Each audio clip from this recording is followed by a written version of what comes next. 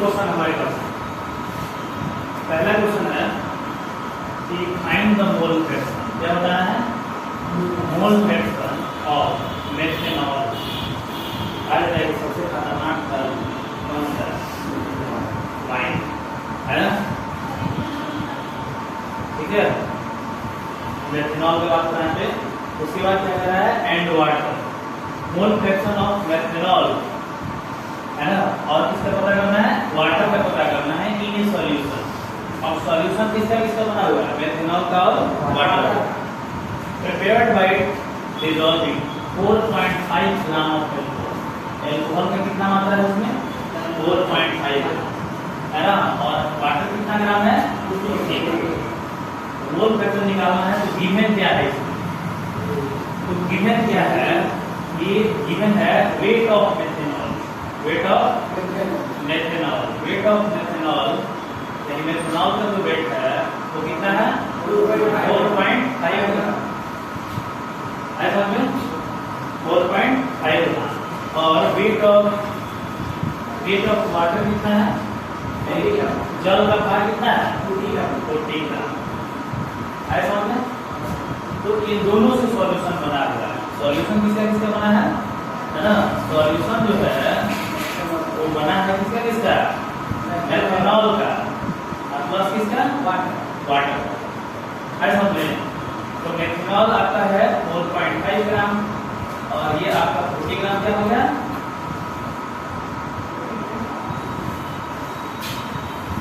40 ग्राम आपका क्या हो गया? वाटर हो गया।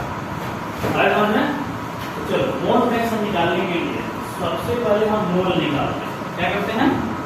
मोल निकालते हैं। तो number of moles of solute, moles of methanol इसका निकालना है जी, मेथनॉल का। तो क्या लिखेंगे? गिवन मास बटा मोलर मास। गिवन मास बटा मोलर मास से हमको निकल जाएगा number of moles.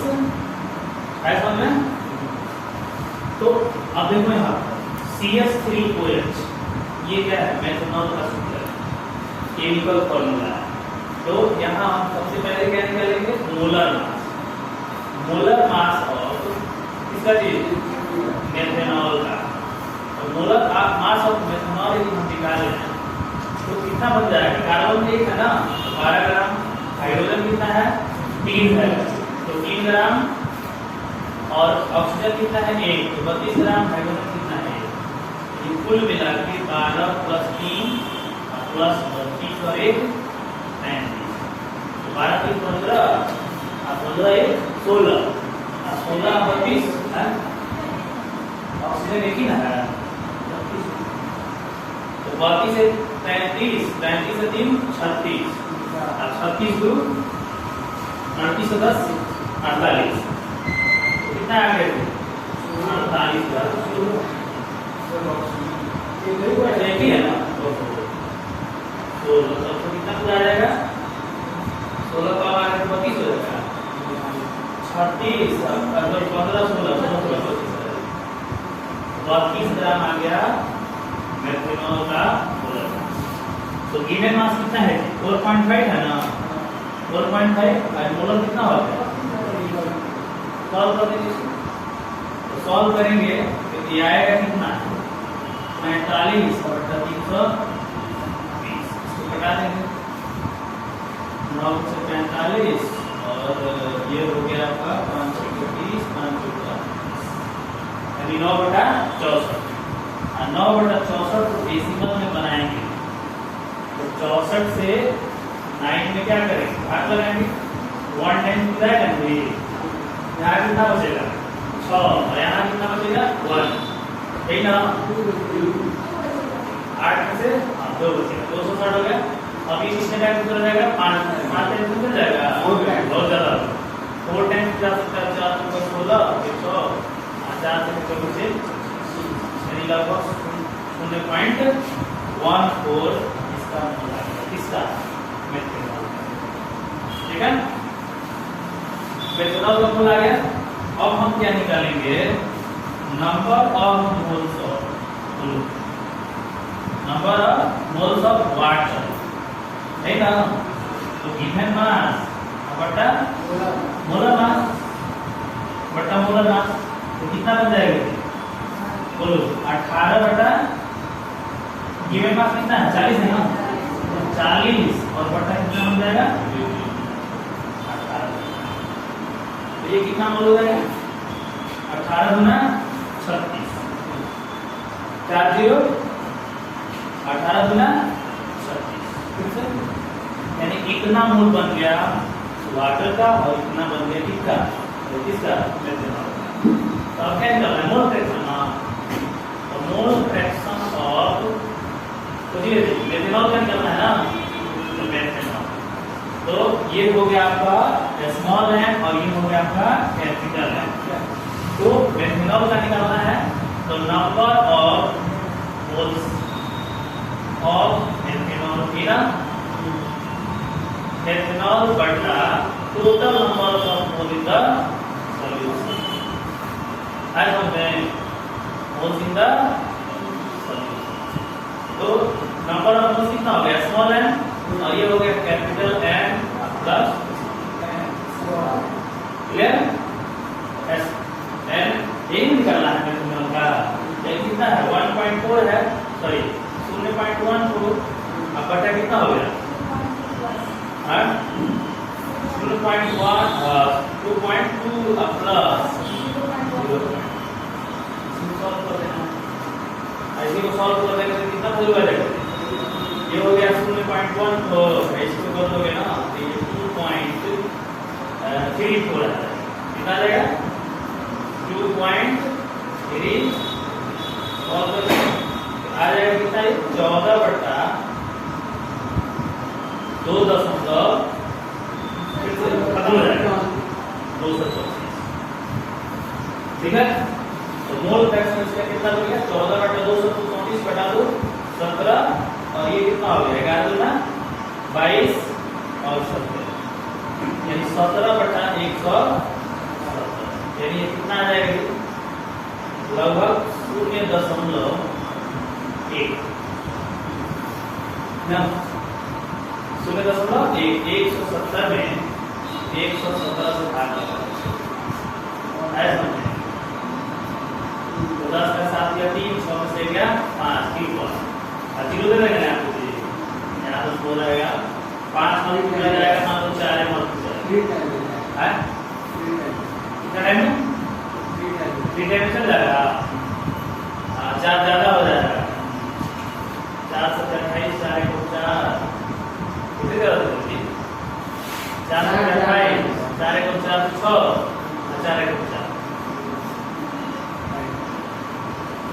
0.1 mole fraction कितना निकल गया? 0.14।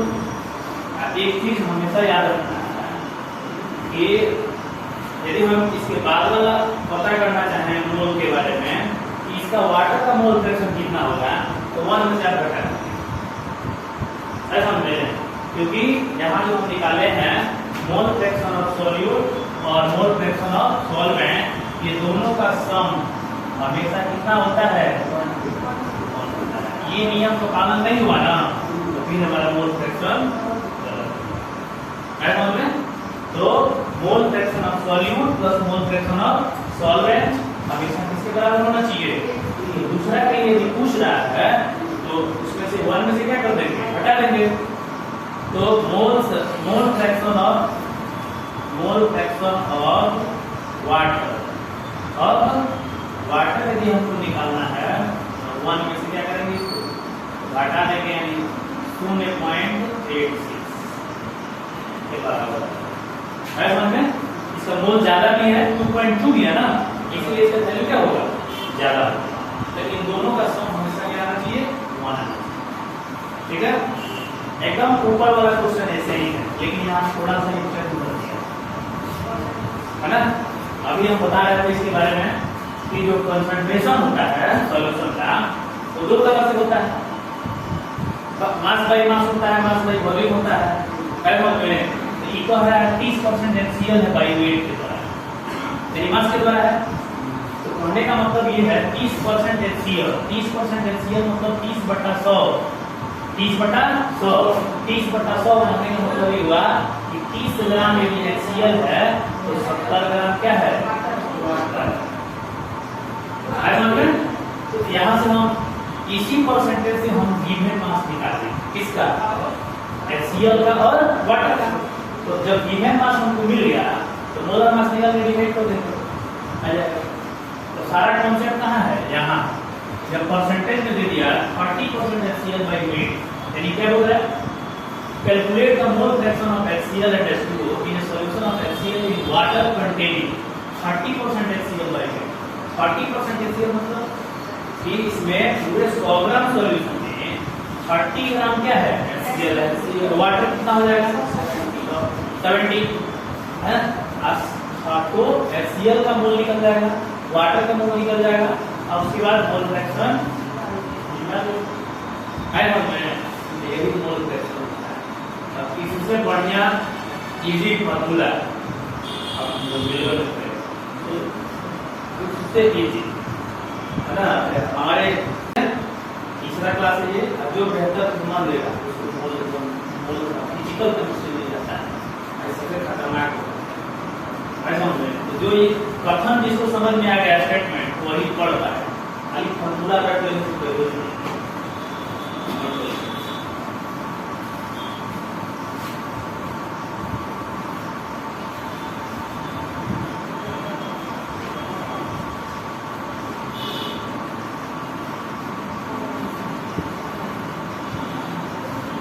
ये क्वेश्चन आप लोग खुद बना लीजिएगा, ठीक है।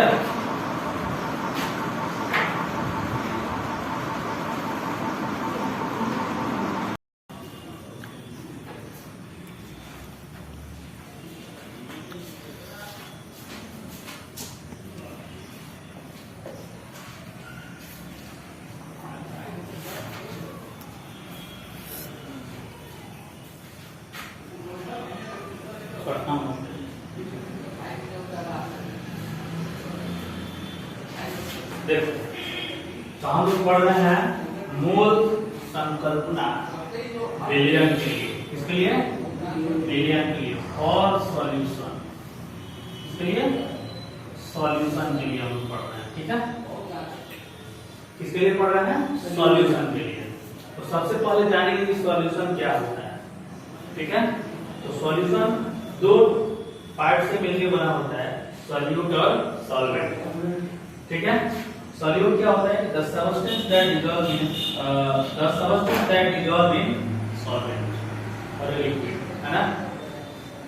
सॉल्वेंट क्या होता है, the liquid that dissolves the solute in solution। एक ऐसा लिक्विड जो सॉल्यूट को अपने में क्या करेगी, डिजॉल्व करेगी, घुला देगी, उसी को हम क्या बोलेंगे, सॉल्वेंट बोलेंगे, ठीक है। यहाँ पर हम सॉल्यूशन को उनके पार्टिकल्स के आधार पे कौन डिजॉल्व होता है, कौन डिजॉल्व नहीं होता है, तो इसको हमने डिवाइड किया होमोजेनियस और हेटेरोजेनियस। तो हेटेरोजेनियस सॉल्यूशन हमने टू पार्ट्स में देखा, सस्पेंशन और कोलैडियल। सस्पेंशन में पार्टिकल्स नीचे बैठ जाते हैं और कोलैडियल में पार्टिकल्स नीचे नहीं बैठते हैं, जो उसमें मूव करते रहते हैं। और समांगी विलयन यानी होमोजेनियस में क्या होता है, particles are not seen, particles of solute, है ना, आर नॉट सीन, दिखाई ही नहीं देते हैं, ऐसा समझेंगे। इसमें पार्टिकल्स दिखाई नहीं देते हैं, इसमें पार्टिकल्स मोशन में होते हैं, इसमें पार्टिकल्स नीचे बैठ जाते हैं। तो ये तीन तरह के सॉल्यूशन होते हैं, हेटेरोजेनियस सॉल्यूशन और होमोजेनियस सॉल्यूशन। और ये दो टाइप के लिए बच गए। तो असली जो सॉल्यूशन होता है ना, मतलब जो पार्टिकल्स पूरी तरीके से डिसॉल्व यदि होता है तो होमोजेनियस सॉल्यूशन कहलाएगा, है समझ में।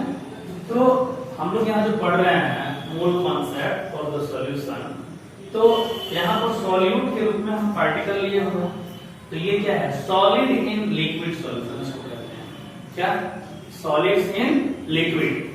देखो सॉल्यूशन जो होता है कई तरह का होता है, यदि सॉलिड को लिक्विड से मिला लें तभी सॉल्यूशन बनेगा नहीं, है, या लिक्विड को लिक्विड में मिला देना तभी सॉल्यूशन बनेगा, बनेगा नहीं बनेगा, लिक्विड लिक्विड सॉल्यूशन बनेगा, गैस लिक्विड भी होता है, गैस लिक्विड सॉल्यूशन होता है। तो ये जो सॉल्यूशन बना सॉलिड से लिक्विड या लिक्विड लिक्विड या गैस लिक्विड कोई भी हो सकता है, लेकिन यहाँ सॉल्वेंट के रूप में, है ना, सॉल्वेंट के रूप में किसको ले रहे हैं, लिक्विड। और सॉल्यूट के रूप में सॉलिड भी हो सकता है, लिक्विड भी हो सकता है, गैस भी हो सकता है। ऐसा समझे। तो जो हम लोग पढ़ने वाले हैं मोल संकल्पना, ये जो है ये सिर्फ और सिर्फ सॉल्यूशन के लिए पढ़ेंगे, यानी इसमें सॉल्वेंट कौन सा रूप होगा, लिक्विड होगा। कहा जाता है कि द बेस्ट सॉल्वेंट, सबसे अच्छा विलायक कौन होता है, वाटर। ठीक है, वाटर जो होता है सबसे अच्छा विलायक होता है, सबसे अच्छा सॉल्वेंट होता है। ये सॉल्यूट पार्टिकल ये क्या करता है, अच्छे से डिसॉल्व कर लेता है खुद।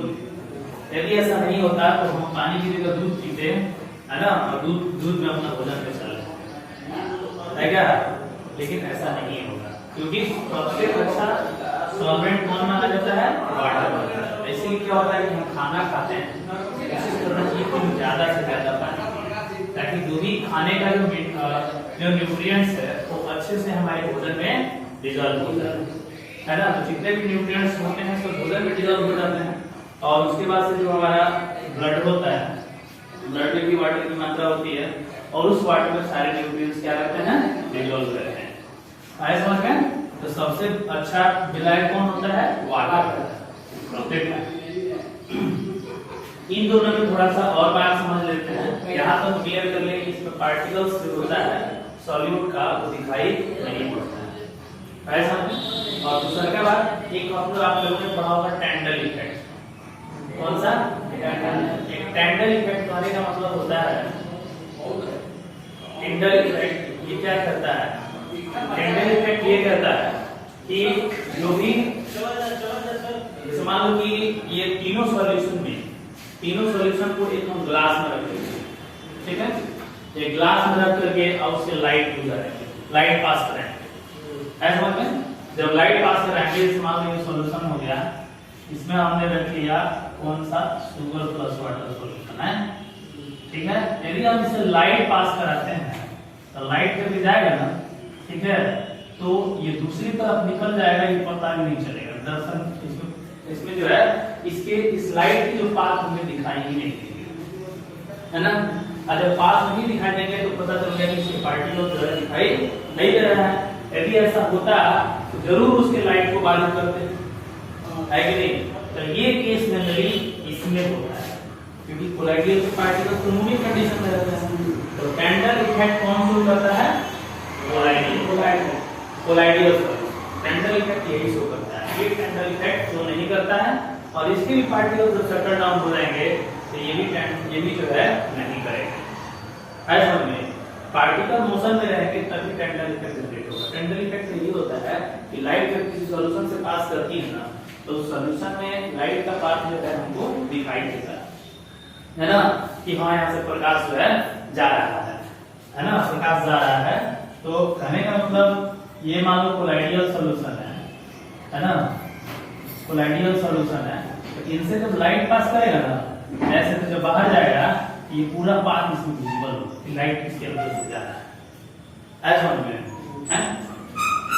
जैसे आप दिन में जब चलते हैं दिन में, तो लाइट जब गुजरता है तो रास्ते पर मान लो बाइक आगे का लाइट जला रखे हैं, पता चलता है, लेकिन थोड़ा सा विदास होगा, आप देख लीजिएगा कि जब लाइट जलता है तो उसमें पार्टिकल्स नजर आते हैं।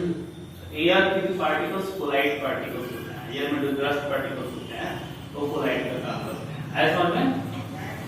तो कोलाइड के पार्टिकल्स ही टेंडल इफेक्ट शो करते हैं। क्लियर है यहाँ तक? चलो यहाँ तक कोई दिक्कत नहीं। अब आगे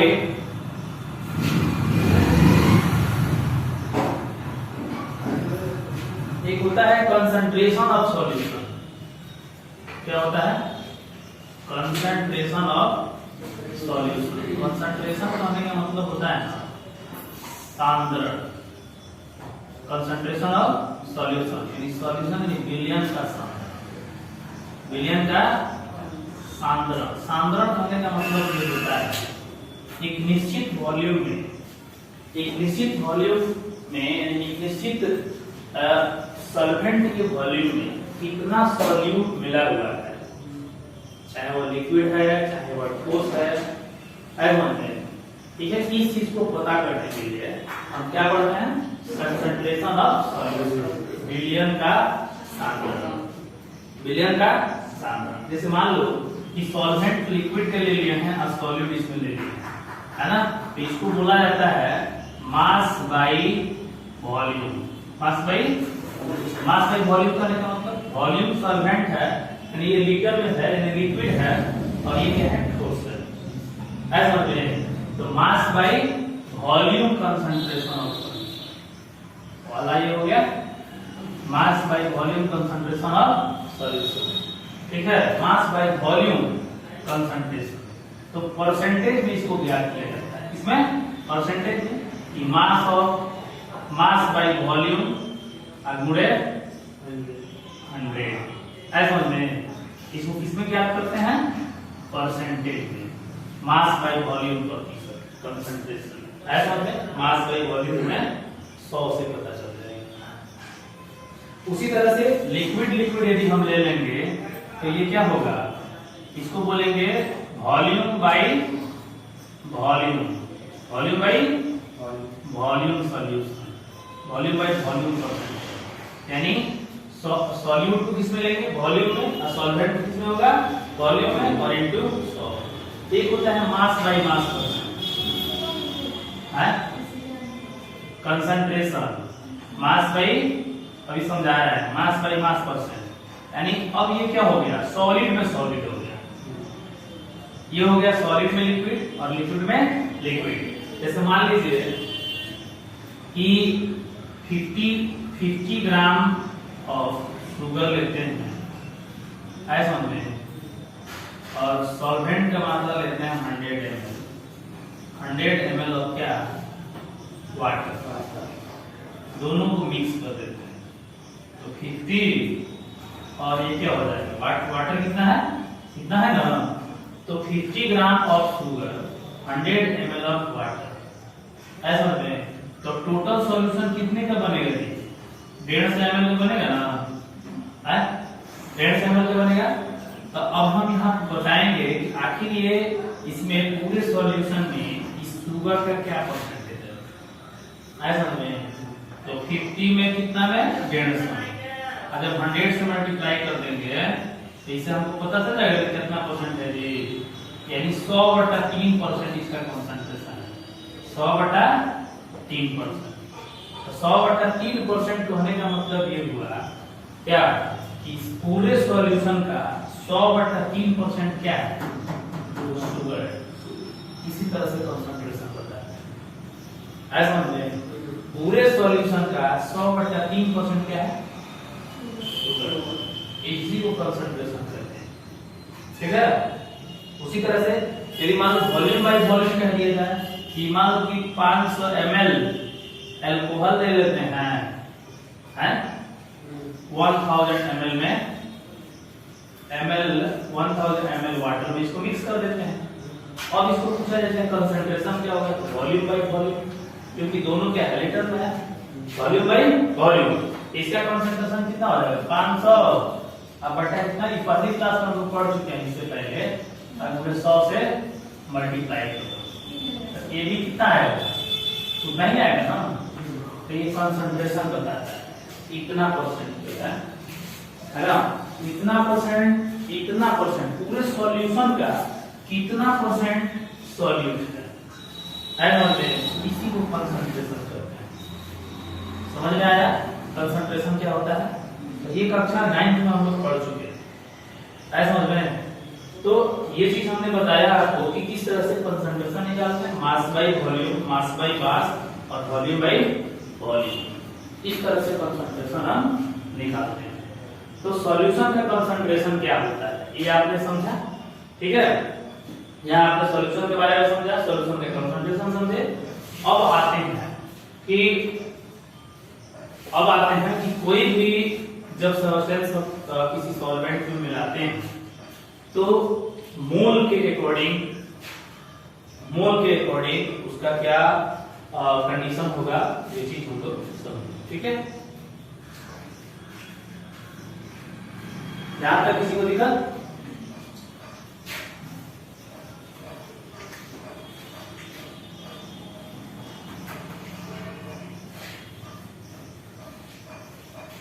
चलो, अब एक टर्म होता है किसी भी सॉल्यूशन का मोलरता। मोल तो आपको बता दिए थे ना, मोल क्या होता है आपको समझा दिया है, मोल तो समझ दिए हैं। चलो अब हम लोग थोड़ा पढ़ते हैं क्या मोल प्रभाज क्या होता है। मोल प्रभाज को अंग्रेजी में कहते हैं मोल फ्रैक्शन। क्या कहते हैं जी? Mole fraction. मोल फ्रैक्शन क्या होता है आए समझ में? देखो, मोल प्रभाज होता क्या है कि एक सॉल्यूशन है, इसमें सॉल्यूट भी है और सॉल्वेंट भी है, विलेय भी है और विलायक भी है, विलेय भी है और विलायक भी है। तो मान लेते हैं कि जो है सॉल्यूट का जो वेट है कुछ ग्राम है, m है ना, स्मॉल है, कितना, कौन सा है? इसका कैपिटल M, यानी सॉल्यूट का जो भार है कितना है? स्मॉल m है और ये कैपिटल, इसका हम भार ले लिए, वेट ले लिए है, समझ में क्या? वेट m ग्राम है और ये कितना ग्राम है? m, ये कैपिटल में है और ये समझ में। देखो, तो मोल फ्रैक्शन हमको समझाना है, तो दोनों मिलाया जाए यदि सॉल्यूशन में, एक सॉल्यूशन बनेगा ना जी, दोनों मिला देंगे तो सॉल्यूशन बन जाएगा। तो सॉल्यूशन में क्या है? स्मॉल m ग्राम सॉल्यूट है और कैपिटल M ग्राम क्या है? सॉल्वेंट। देखो, इसको m ना मान करके इसको हम W मान, कैपिटल, ठीक है। अब मोल फ्रैक्शन क्या होता है? तो सबसे पहले हम देखेंगे कि कोई भी सॉल्यूट होता है तो यहां पर हम लिखेंगे कि number of moles of solute, है ना, नंबर ऑफ, यहां लिखते हैं number of moles of solute, पहला case number of moles of solute, यानी सॉल्यूट का, यानी विलेय के मोलों की संख्या, विलेय के मोलों की संख्या।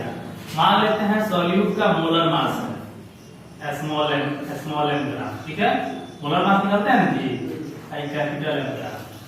तो number of mole of solute जो आएगा ना, ठीक है, इसको हम क्या कहेंगे?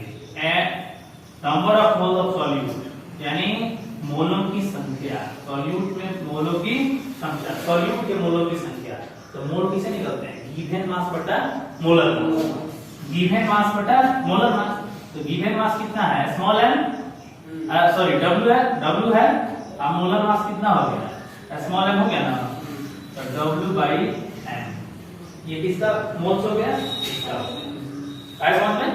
तो number of moles of solute को हम बोल देंगे Na। क्या करेंगे इसको? Na को हम देंगे, मान लेंगे कि Na है, ऐसा समझ में। दूसरा, चाहे स्मॉल m मान लेते हैं। दूसरा, number of moles of solvent, moles of solvent, ये कितना बनेगा? कैपिटल M मान लेते हैं और ये हो जाएगा given mass capital, molar mass capital M, capital W by capital M, ये हो गया मोलों की संख्या। आए समझ में? तो अभी जैसे हम मास वॉल्यूम के हिसाब से कंसंट्रेशन देख रहे थे ना, तो मोल प्रभाज में क्या होता है कि मोल के अनुसार देखते हैं। आए समझ में? क्या देखते हैं? मोल के अनुसार। अब पूछा लिखा है यहाँ पे टोटल नंबर ऑफ, यानी total number of moles of solute and solvent, solute and solvent, ठीक है, solute and solvent in the solution, in the solution. ऐसा समझ में? तो ये कितना बनेगा जी? Small m plus capital M, है ना, दोनों को मिला के बोल देंगे कि ये हो गया सॉल्यूट का मोल और ये हो गया सॉल्वेंट का, m प्लस कैपिटल M। यहाँ पे कोई दिक्कत? अब देखो मोल प्रभाव में क्या होता है कि यही चीज हम समझाते हैं कि आखिर पूरे सॉल्यूशन में है ना सॉल्यूट का मोल कितना है, कितना मोल का कितना भाग है, सॉल्यूट का जो मोल है वो कितना भाग है पूरे सॉल्यूशन के मोल का, और इसका मतलब कि सॉल्वेंट का जो मोल है ऐसा में सॉल्वेंट का जो मोल है वो कितना भाग है, ऐसा में वो कितना भाग है। तो मोल फ्रैक्शन इसी को कहा जाता है। तो यहां से जब मोल फ्रैक्शन ऑफ सॉल्यूट निकालेंगे, मोल फ्रैक्शन ऑफ सॉल्यूट जब हम निकालेंगे तो इसका मतलब हुआ है ना, मोल फ्रैक्शन ऑफ सॉल्यूट जब हम निकालेंगे तो इसका मतलब हुआ कि सॉल्यूट का कितना भाग है, n है ना, पूरे सॉल्यूशन में n प्लस कैपिटल ऐसा में पूरे सॉल्यूशन के मोल में n क्या है, सॉल्यूट का भाग नंबर ऑफ मोल्स। इसी तरह से मोल फ्रैक्शन ऑफ बोलो मोल फ्रैक्शन ऑफ सॉल्वेंट भी निकाल लेंगे, ये कितना बचेगा, कैपिटल N बटा स्मॉल n प्लस देख रहे हो कि जो इसके पहले जो हम लोग कंसंट्रेशन निकाल रहे थे, मास पूरा सॉल्यूशन को देख रहे थे, वॉल्यूम देख रहे थे, अब हमको मोल देखना, क्या देखना होता है, मोल। तो मोल कैसे देख रहे हैं समझ में आया। तो यहाँ पर मोल फ्रैक्शन पाने का मतलब हुआ आखिर सॉल्यूट का मोल कुल का कितना भाग है, कुल मोलों का कितना भाग है, सॉल्वेंट का मोल जो है कुल मोलों का कितना।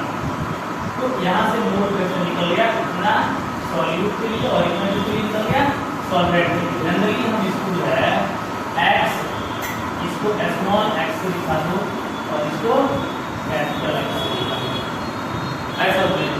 तो इस तरह से हम जो है मोल प्रभाव इसी को मोल प्रभाव कहा जाता है, मोल फ्रैक्शन ऑफ सॉल्यूट और मोल फ्रैक्शन ऑफ सॉल्यूट। तो मोल प्रभाव में हमने क्या देखा कि एक सॉल्यूशन लिया जिसमें सॉल्यूट था, सॉल्वेंट था, सॉल्यूट का था W ग्राम, इसका कैपिटल W ग्राम, इसका स्मॉल है मोलर मास हो गया ऐसा में ये क्या हो गया मोलर मास, ठीक है मोलर मास हो गया। अब इसके हिसाब से number of moles of solute निकालिए जो W/m बना, इसके हिसाब से number of moles of solvent निकालिए W/कैपिटल M ऐसा में। अब उसके बाद से total number of moles of the solute and solvent in the solution निकालिए। तो मोल फ्रैक्शन कितना बना x बराबर इतना और ये बन गया सॉल्वेंट का मूल्य इतना बटा ऐसा में, इसी को मोल